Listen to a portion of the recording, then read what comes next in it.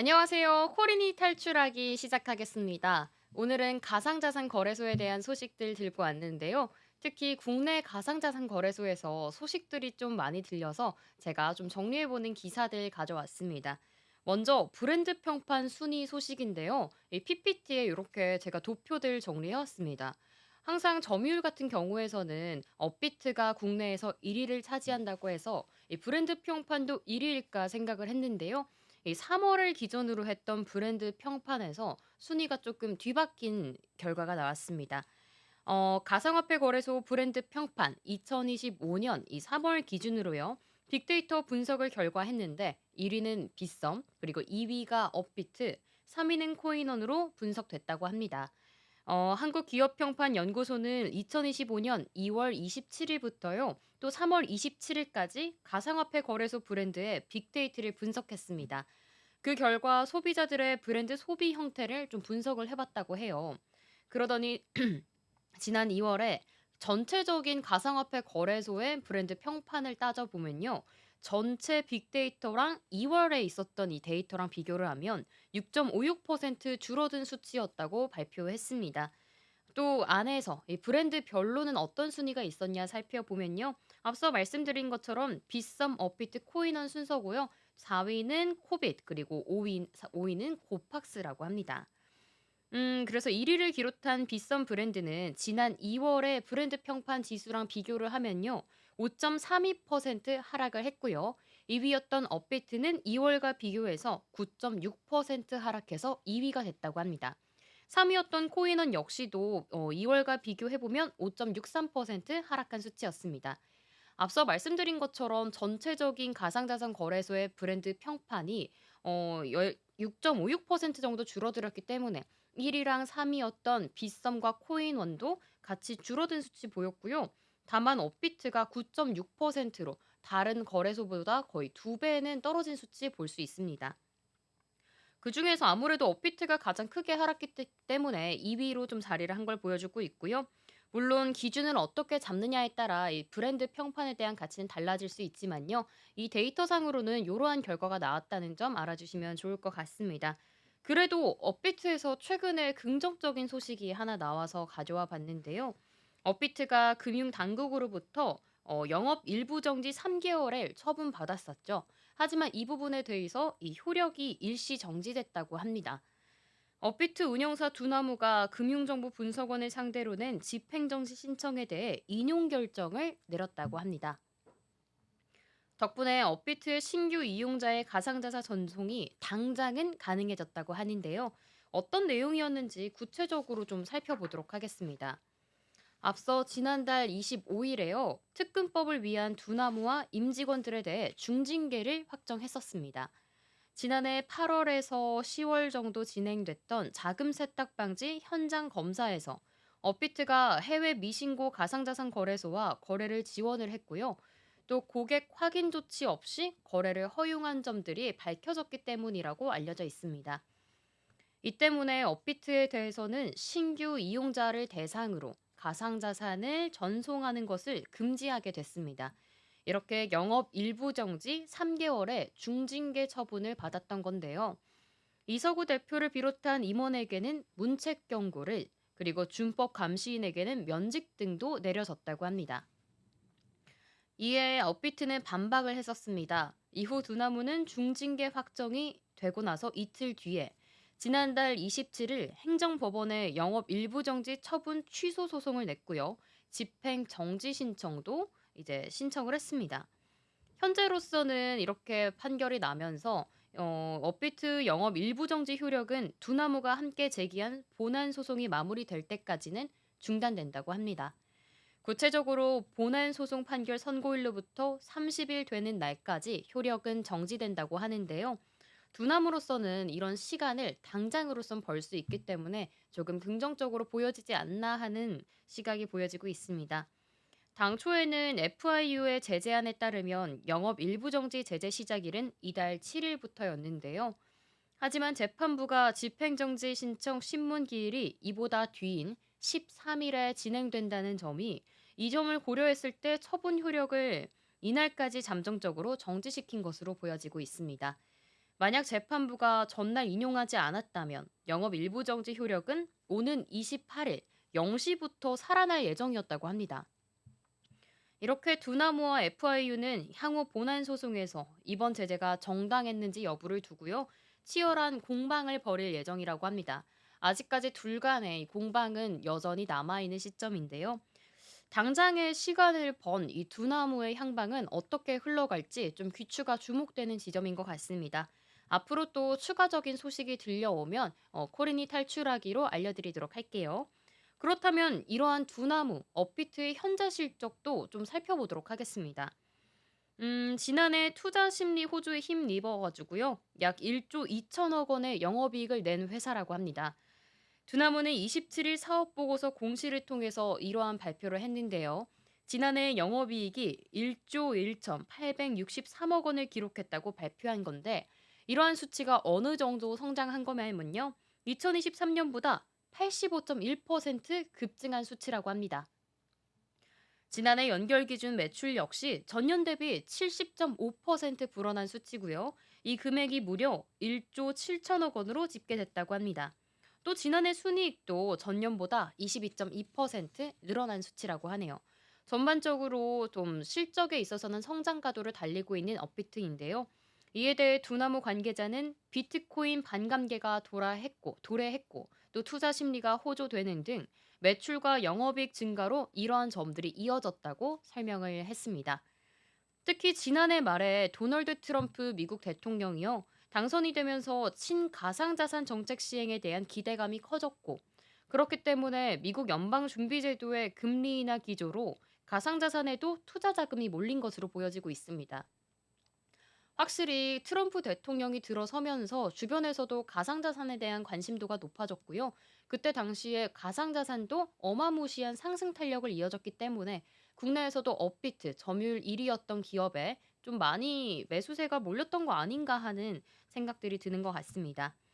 이러한 두나무에는 또 다른 움직임도 포착이 됐는데요. 바로 유상증자입니다. 요즘 참 이곳저곳에서 유상증자에 대한 소식이 많이 들리는데요. 업비트, 이 두나무에서는 어떤 이유로 유상증자 소식이 들려왔을까요? 두나무가 두나무 글로벌, 바이버, 두나무 투자 일임 등 자회사에 대해 전방위적으로 유상증자를 단행한다고 밝혔습니다. 두나무는 왜 유상증자라는 선택을 했을지 살펴보면요. 바로 가상자산 거래소 업비트 중심의 수익 구조를 탈피하기 위함이라고 분석이 되고 있습니다. 26일 가상자산 업계에 따르면요. 두나무는 지난 25일 자회사 세 곳의 유상증자에 참여한다고 밝혔습니다. 두나무는 두나무 글로벌의 탑업인 증권의 취득자금 목적으로 210억 원을, 바이버에는 임직원 스톡옵션 제공을 위해 13억 원을, 마지막으로 두나무 투자 1임에는 사업 운영 재원 확보와 경상 운영비 충당 등을 위해 20억 원을 위해 유상증자를 진행한다고 밝혔습니다. 여기서 좀 주목할 만한 점은 가장 큰 금액의 유상증자가 단행되는 두나무 글로벌입니다. 두나무 글로벌은요, 지난 2022년 2월 해외 진출을 위해 설립한 투자 전문 자회사인데요. 같은 해 11월 첫 행보로 미국 메타버스 결제 업체인 틸리아 주식 100만 주를 132억 원에 취득한 회바가 있습니다. 이 또 주목할 만한 점이요. 두나무와 하이브 간의 연결고리입니다.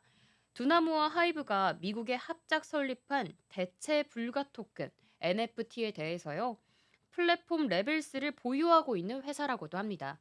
이러한 두나무 글로벌은 두나무의 해외 사업 중간 지주의 역할을 하는 기업인데요. 두나무 관계자는 두나무 글로벌 유상증자와 관련해 글로벌 투자를 위한 신규 투자 재원 마련이 목적이라고 밝혔다고 합니다. 이를 볼 때 두나무 글로벌이 향후 추가 투자 포트폴리오를 확충을 해서요. 본격적으로 이 투자사로서 성장 발판을 마련할 것이라고 보여지고 있습니다. 두나무 글로벌은 2023년 기준 당기 순손실 1,037만 원을 기록해 실적 개선도 필요한 상태이기 때문에 이러한 유상증자라는 결정을 했다고 풀이가 되고 있습니다. 그동안 두나무는 앞서서 말씀드렸던 것처럼 업비트에 대한 매출 의존도가 정말 컸었는데요.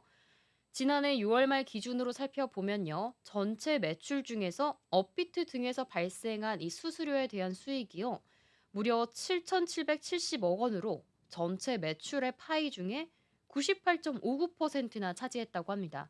정말 이 회사의 지출, 이제 매출에 있어서 대부분을 업비트가 차지한 것으로 보여지는데 이렇게 업비트만 보고 있는 것보단 사업을 다각화하고자 하는 노력들로 보여지고 있습니다. 2023년 6월 말과 비교했을 때요, 수수료 매출 비중은 97.05%였는데 이때보다 무려 더 높아진 것입니다. 자회사 지원으로 매출을 다각화를 성공할 수 있을지 이 부분에 있어서 조금 관심이 집중되는 것 같고요. 유상증자도 성공적으로 마무리할 수 있을지 좀 두나무와 업비트에 대해서 계속 지켜보시는 게 좋을 것 같습니다. 그러면 이번에는 업비트를 바짝 쫓아오려고 하는 기업이 있죠. 바로 빗썸에 대해서 알아보도록 하겠습니다. 빗썸은 최근에 이 제휴은행을 바꿨다는 소식이 가장 크게 들려졌습니다. 국내 가상자산 거래소 빗썸이 원화로 가상자산을 사고 파는 원화거래 지원은행을 기존의 NH농협은행을 썼었는데요. 이제는 KB국민은행으로 변경이 됐습니다. 24일 오전 11시부터 변경이 됐던 건데요. 가상자산 원화 거래는 지원 은행의 계좌를 보유한 이들만 이용을 할 수 있기 때문에 이용자의 접근성이 더 높아질 것이라는 기대감이 몰리고 있습니다. 국내 가상자산 거래소에서 원화로 가상자산을 사고 팔려면 각 거래소와 제휴를 맺은 은행에 계좌를 보유를 해야만 하는데요. 업비트는 K뱅크, 코인원은 카카오뱅크, 코빗은 신한은행과 계약을 맺고 있습니다. 이제부터 빗썸은 NH농협은행의 계좌를 이용한 원화 입출금과 원화 마켓 거래 등은 제한이 되는데요. KB국민은행과 계좌를 등록한 이용자에게만 정상적인 거래가 가능해지고 있습니다. KB국민은행 계좌를 등록하지 않은 기존의 이용자는 원화 입출금, 그리고 원화 거래, 원화 마켓 거래, 일부 상품의 서비스 이용 등이 제한된다고 하는데요. 이 때문에 빗썸을 정상적으로 이용하려면 NH농협은행이 아닌 KB국민은행을 사용하는 게 필수가 됐습니다. 계좌 변경을 원하지 않을 시에는 고객 확인이 되어 있다면 보유 원화 자산을 신청한 은행 계좌로 당일에 환급받을 수 있습니다. 빗썸은 이날 제휴은행 변경을 위해 오전 11시까지 점검을 진행했고요. 또 서비스 제공을 중단하기도 했습니다. 조금 안정적으로 NH농협에서 KB국민은행으로 변경하려는 시도로 보여지고 있는데요. 가상자산 데이터 플랫폼 코인게코에 따르면 빗썸의 거래량은 기존 5억 5천만 달러 수준에서 이날 오전 11시쯤에는 3억 6천만 달러로 감소했다고 합니다. 하지만 이내 오후 5시 기준에 4억 3천만 달러대로 회복을 하기도 했다고 하니까 앞으로 이 KB국민은행과 제휴로 어디까지 성장을 할 수 있을지 좀 지켜보시는 게 중요할 것 같고요. 일각에서는 이번 제휴은행 변경으로 가상자산 거래소에 지각 변동이 일어날 수 있다는 전망도 제시되고 있습니다.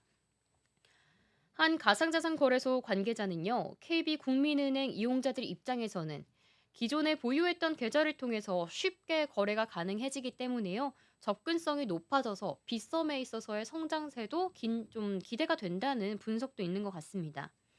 현재 빗썸의 국내 가상자산 거래소 점유율 살펴보면요. 2위인 만큼 20에서 30% 정도로 알려져 있습니다. 이번 혁신을 계기로 점유율을 조금 더 확대해 나가고 또 업비트의 뒤를 바짝 쫓을 수 있을지 기대가 되는 대목인 것 같습니다.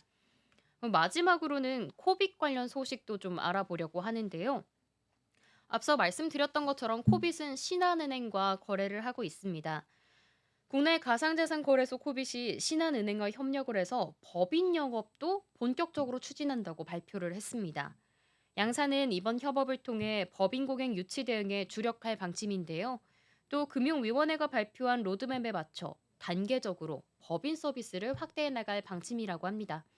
이렇게 각자 맡은 바에 있어서 좀 점유율을 확대해 나가고 좀 더 가상자산 거래를 좀 활용할 수 있게 좀 폭을 넓게 하려는 움직임들, 노력들이 보여지고 있는 지금의 시점인 것 같습니다. 코빗은 이를 위해 신한은행과 함께 국가기관, 상장사를 비롯한 영리법인 그리고 비영리 단체까지 다양한 법인을 대상으로 전략적인 영업을 재개하고 있습니다. 신한은행은 전통금융권과 가상자산 업계 간의 가교 역할도 강화할 방침인데요. 법인 대상 가상자산 거래 시장을 선점하기 위한 전략적 포석도 마련한다고 했습니다. 구체적으로 보면 코빅 관계자는 신한은행과 협력을 통해 법인 고객의 가상자산 시장을 개척할 수 있는 중요한 계기를 마련하겠다고 말했습니다. 또 금융위의 로드맵에 맞춰 법인 고객에게 안정적인 가상자산 거래 환경을 제공할 수 있도록 최선을 다할 것이라고 이야기했는데요. 만약 이게 가능해지기만 한다면 코빅도 점유율을 무한정으로 좀 확대할 수 있을 것으로 보여지고 있습니다. 법인이 들어오는 만큼 조금 더 시장의 규모가 확대될 거라고 보여지고 있는데요. 한편 신한은행은요, 최근 가상자산 시장 대응을 위해 태스크포스도 신설했다고 합니다. 은행 차원에서도 가상자산 시장을 좀 공략한 것으로 나타난 것으로 보여지고 있는데, ATF는 법인의 가상자산 거래 허용에 맞춰서요, 시장 내 영향력을 넓혀갈 계획이라고 합니다. 앞으로 신한은행은 또 가상자산 시장에서 얼마나 관심을 받을 수 있을지도 함께 지켜보시면 좋을 것 같습니다. 이게 가상자산 거래소랑 은행들 간에 서로 협력하는 모습들로 국내에서도 좀 안정적이고 좀 더 많은 이용자들이 안심하고 활용할 수 있는 체계들이 마련되지 않을까 좀 기대가 되고요. 여기에다가 추가적으로 코빗이 신분증 사본과 위조 판별 솔루션도 도입한다고 합니다. 국내 가상자산 거래소 코빗은요, 신분증 사본과 위조를 판별하는 솔루션을 도입을 해서요, 국내 고객에게 신원 확인 시스템 개선을 마쳤다고 최근 26일에 밝혔습니다. 코빗은 가입자의 신원 확인 프로세스를 강화하고자 레그테크 전문 기업인 유스비와 신분증 사본과 위조 판별 솔루션 계약을 체결한 바 있습니다. 해당 솔루션은 최근 국내 가상자산 거래소에서 이 비대면 기업에 있어 비대면 가입 절차를 악용했던 부정적인 사례가 증가하면서 코빗이 좀 두 팔 뻗고 나가선 것으로 보여지고 있는데요. 신원 위조와 도용을 방지하기 위한 보안을 강화하기 위해서 이러한 조치가 도입됐다고 합니다. 아무래도 요즘에 좀 이 가상자산 거래소가 좀 털리는 사례들도 글로벌적으로 보여지기 있기도 하고, 또 여러 가지 탈세나 뭐 요런 의혹들도 있으니까 조금 더 신원을 확인을 하는 게 중요해진 것 같은 시점입니다. 신분증 사본과 위조 판별 솔루션은 종이 사본, 그리고 스마트폰 또는 PC로 촬영된 이미지 등을 실시간으로 분석을 하는데요. 그래서 신분증의 위조와 변조 여부를 판별할 수 있다고 합니다. 이를 통해 실제 신분증이 아닌 사본이나 위조 신분증을 이용한 부정가입을 효과적으로 차단할 수 있다고 합니다. 코빅 관계자의 말을 빌리자면요, 이번 솔루션 도입으로 최근 비대면 거래에서 빈번하게 발생하고 있는 이 타인 신분 도용 금융범죄 예방에 기여할 것이라고 기대가 되고 있다고 하고요. 안전한 거래 시스템을 구축하기 위해서는 지속적으로 기술 혁신에 힘을 쓸 것이라고 보여지고 있습니다. 오늘 이렇게 브랜드 평판으로 전체적인 가상자산 거래소, 국내에 있는 가상자산 거래소가 어떠한 추이로 보여지고 있는지, 또 이 안에서는 어떤 이슈가 있는지 짚어봤는데요. 저희가 가상자산을 거래하려면 꼭 거쳐가야 될 거래소이기 때문에 조금 더 이 거래소들 간의 관계성 그리고 이슈들도 체크해보는 것도 중요할 것 같습니다. 코인에 대한 이슈도 중요하지만 이 업비트나 빗썸들에 있어서 좀 점유율도 중요할 것 같고, 여기서 또 체크해 보면 좋을 게 이 가상자산 거래소들로 연관되어 있는 국내 증시, 이 주식들도 좀 체크해 보면 좋을 것 같기 때문에 오늘 이러한 이슈들 들고 와 봤는데요. 조금 유익하셨길 바라고 다음 시간에는 또 다른 내용으로 가져오도록 하겠습니다. 시청해 주신 여러분 고맙습니다.